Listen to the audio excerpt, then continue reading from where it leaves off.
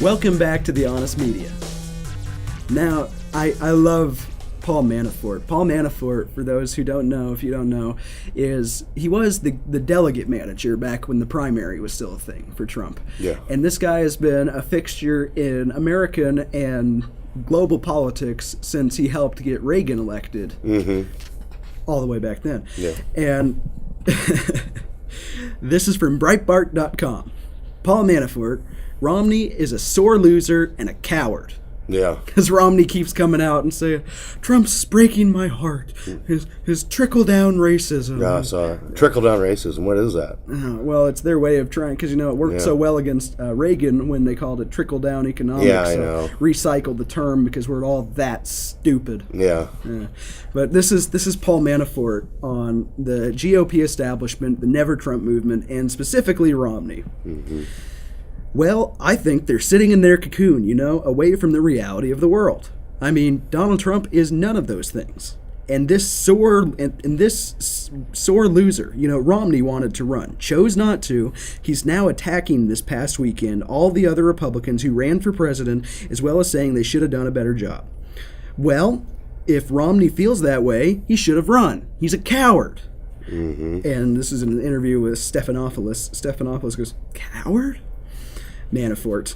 He didn't want to get into the race. He had an opportunity to get in the race and chose not to, and now he's criticizing all those who Trump beat for not running a good campaign. And he's attacking Trump, who got over 3.5 million votes more than Romney got in the primaries this year. And actually, one of the underreported facts is when you look at what Trump is getting today in the Hispanic community, in the black community, in the independent community, he's equaling or doing better than Romney did at the end of his campaign. So Romney is not one to criticize Donald Trump, who has tapped into an angst in America. He's got a campaign strategy, and he's running a campaign and then Stephanopoulos interrupts because he's got to look out for his golden boy Romney. Mm-hmm. It's like, okay, so the Democrats like Romney now. Yeah. 4 years ago, it was, his tax returns, and oh my God, he said that self-deportation. Yeah, self-deport. Who's going to do that? Yeah, well, maybe once the Trump's deportation force starts going door to door, maybe the rest will start leaving on their own. Romney's a piece of trash. He just needs to go on vacation, tie his dog on the top of the car. Oh yeah, and he saw nothing wrong with it. He built a little window into the front for the dog to look out. And it got sick at some point, so he pulled into a gas station and pointed a hose at it. I don't know.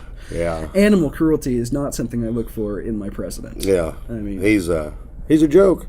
He the is last month of when he was running his campaign, he just totally disappeared. Didn't do no media, nothing. That was a total hack job for the Republicans to hand that back over to Obama for some reason.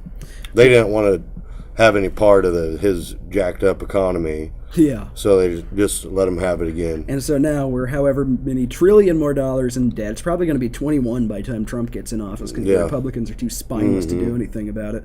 And, say I didn't like Romney in 2012. I thought what he did was against the Ron Paul campaign was corrupt and crooked. It was obvious he was the establishment's appointee. He was 2012's version of Jeb Bush. Yeah. And so they paved the way. Nobody liked him. No. At all. Well, if anybody you can't even like his personality. He's like cardboard. What personality? Yeah. Yeah, what personality? He's wet cardboard. Yeah. And now he has the gall to come out. He was the one who was going to try to set up the third party, the independent candidate, to run against Trump.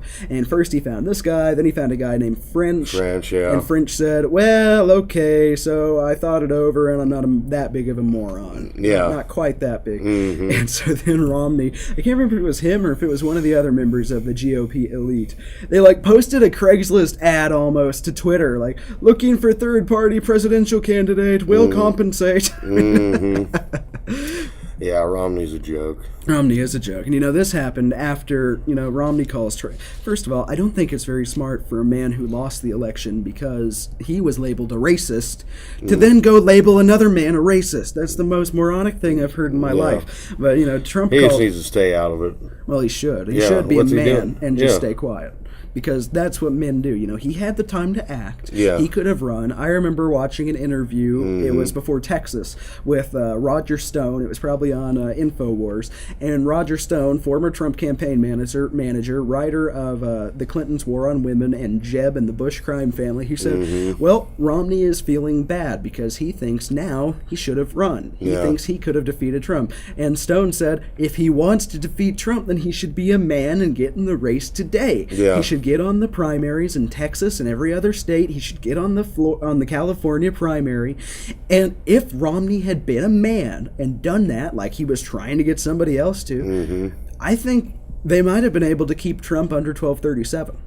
Probably. And then they'd get their contested convention. Because Romney definitely has no short of donors and money. That's right. He probably would have been right up there How with many Jeb billions Bush. did he blow for no reason on that last election? Oh, yeah. Well, who knows? Well, look at Jeb Bush. He had $350 million, and he couldn't get past 2% in the polls. Yeah. 2% low energy. People are done with them fake politicians. That guy's as phony as it gets. Oh, yeah, but I think that because name recognition, he's been running just running and running and running and losing and losing and losing. But, you're on the ballot that many times, the low information voters, Donald Trump. Well, that guy, Romney, that guy. Yeah, sounds familiar. Let's pencil him in. And I think if Romney had been a man and gotten the race, Trump wouldn't be at 1,500 delegates. He'd probably be right around 1,190 or something like that. He just wants to sit around and cry about it. That's right. And and I'm waiting for the day when he gets behind the Libertarian Party. The Libertarian Party, which he didn't scoff at the party, but Ron Paul is the iconic Libertarian. Yeah. And he treated Ron Paul like garbage, wouldn't adopt any of his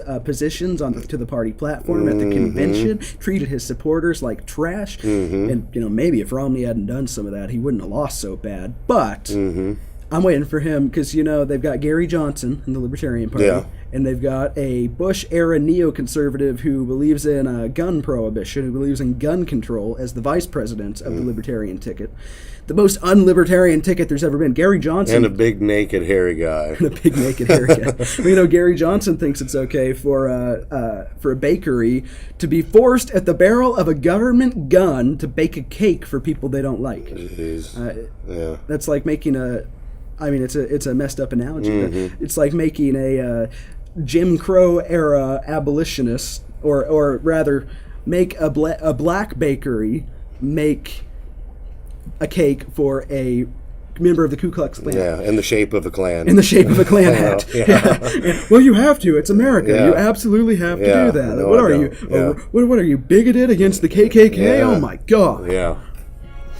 We'll be right back with our final segment on The Honest Media.